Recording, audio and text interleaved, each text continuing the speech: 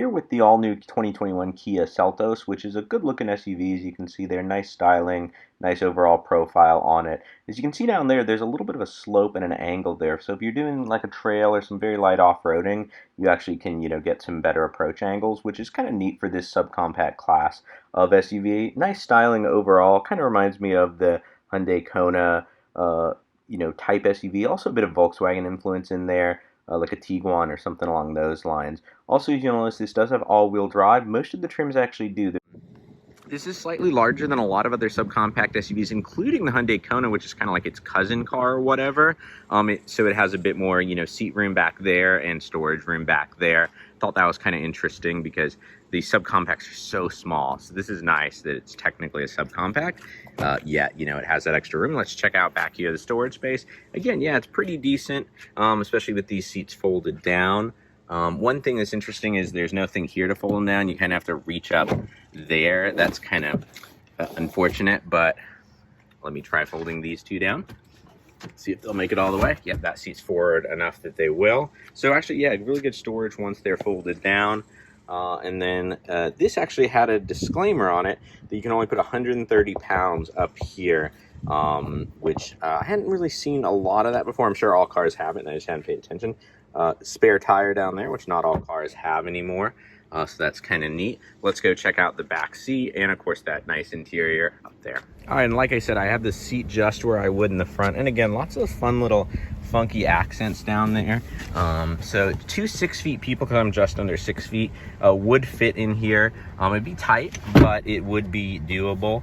I think like one 6-footer and someone about, in the mid 5 feet. So you could have two couples in here or whatnot quite easily. You have vents in the back, not too much else to speak of. One USB.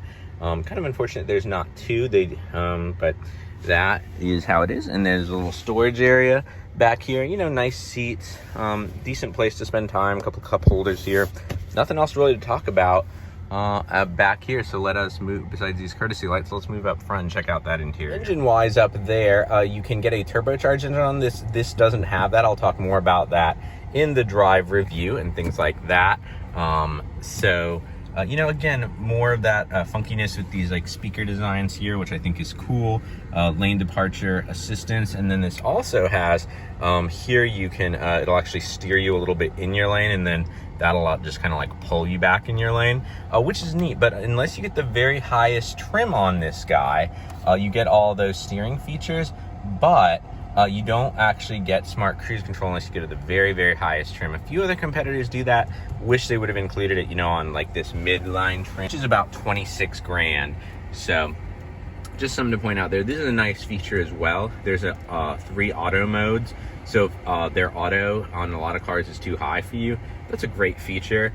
Coming down here, I talked about light off-roading. It does have a 4x4 lock, and it is a little higher than some other subcompacts, and it does have a hill descent control. So again, you could do some trails and stuff like that in this. Not like real off-roading per se, but you could do light trails. Really do like the key on here. I don't really talk about keys too much, but I like this new design Hyundai Kia is going, where everything's on the side here, so it's actually kind of convenient to do as you're holding it.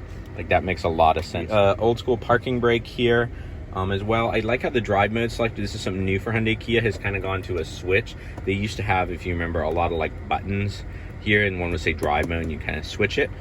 Things like that. Pretty deep console down here, nice, pretty comfortable seats. Been driving it for the week. There's actually a little bit of bolstering on here, which is kind of surprising for this SUV, because it has some sporting intentions, but compared to, we'll talk more in the drive review, it might not be as sporty as you would think. And then of course this one does have a moonroof up here, some nice LED, touch sensitive lights, which is pretty cool. And option wireless charging on here, depending on your trim package, and then you can just like place your phone down in there, and it's also a phone holder, which I thought was neat.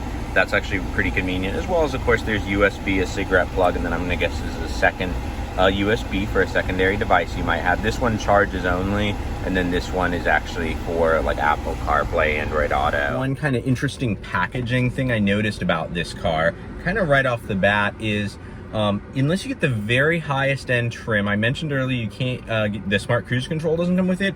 You also can't get the Bose stereo, which the stereo is okay. You could add a subwoofer, maybe a couple of speakers yourself, and, you know, save money there. But that's kind of interesting. You know, you have to go to the very highest end trims. Also, getting more to the drive review part, Kias are usually sportier than their Hyundai counterparts, just as a rule when I've driven, you know, others back to back. Their sedans especially, but even some of their SUVs. This, on the other hand, the Hyundai Kona was kind of fun and sporty. This, you can tell, is a little bit more dialed in to be refined. The steering isn't quite as sharp. The handling is a little more tuned towards, I guess you'd say, luxury, things like that. Class of SUV. You know, it's a good SUV in that way. Talking about engine choice, the base engine, again, if you're coming out of, you know, like an older SUV or an older sedan, is going to be fine. You do have to get it pretty high in the rev range to get a lot of power. I've driven the turbo version of this engine in the Kona. If the turbo is, you know, more is within your budget, drive both. That one's a lot torquier. It's a little bit easier for passing, things like that, just because you don't have to rev it so high, you know, to get into that power range. But overall, it's a good, you know, SUV, things like that. I think I'm going to keep this review on the shorter side, though, and just let me know down in the comments any specific things you want to know. Overall, like I said, if the subcompact SUV is just a little too small, but you don't think you need like a bigger SUV, this definitely warrants your consideration and definitely warrants checking out. Until next time, my speedy racers, drive on.